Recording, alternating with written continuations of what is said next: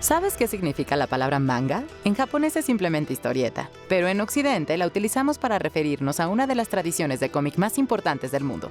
El manga es una parte vital del mercado editorial japonés y sus historias han sido adaptadas tanto a series de animación o animes como a películas, videojuegos o novelas.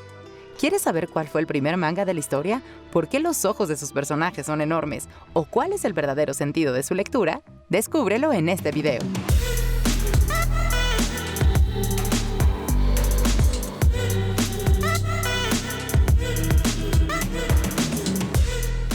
Esta tendencia tan extendida tiene su origen en Osamu Tezuka, creador del mítico Astro Boy, aunque quizás sería más preciso decir que su origen es la adoración que Tezuka sentía por la animación de las películas de Walt Disney. Bambi era una de sus favoritas y confesó haberla visto más de 80 veces.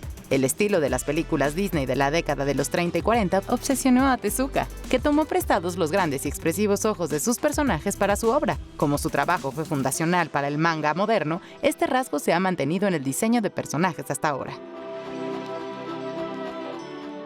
Al revés que en Occidente, donde leemos de izquierda a derecha, en Japón el sentido de la lectura es siempre de derecha a izquierda. Este sistema rige también en el orden de las viñetas del manga.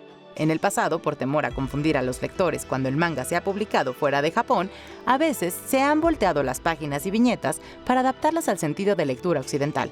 Eso ha provocado una distorsión del diseño de las páginas, que el dibujante planteó de manera inversa. Hoy en día, cada vez más editoriales deciden mantener el sentido de lectura original y respetar el diseño del autor. ¿Eres un artista amateur, aficionado al fanart? Entonces quizá hayas dibujado alguna vez un doujinshi. Los doujinshi son mangas y fanzines autopublicados fuera del mercado mainstream. Algunos contienen historias originales, pero muchos otros se basan en historias o personajes de manga ya existentes. ¿No infringe eso la ley japonesa de copyright? Sí, directo y totalmente. No obstante, se acostumbra a hacer la vista gorda, ya que la presencia de doujinshi mejora las ventas del manga comercial, y es además una manera ideal para que los editores encuentren nuevos talentos.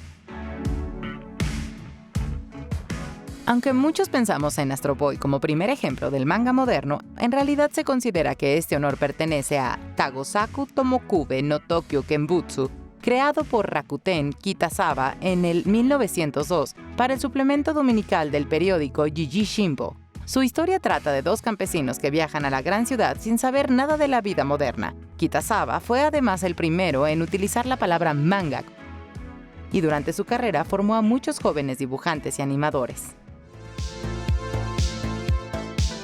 Aunque todo el mundo pueda pensar que ese título le corresponde al conocido Dragon Ball y Dragon Ball Z de Akira Toriyama, este mítico manga solo alcanza el segundo puesto.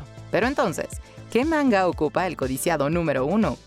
Con más de 470 millones de copias vendidas, el manga más vendido de la historia es One Piece de Ichiro Oda. Esta historia sobre piratas, aventura y fantasía cuenta ahora mismo con 96 tomos y sigue publicándose con asiduidad. Así que podemos suponer que va a seguir batiendo récords y defendiendo su primer puesto durante mucho, mucho tiempo.